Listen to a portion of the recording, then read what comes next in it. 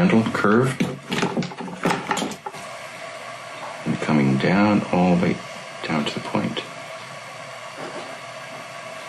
After you applying your graver, a flat graver, or any form of a graving tool to bench grinder, it's still going to be a bit rough. So I smooth it off with a number 1 or number 2 emery paper.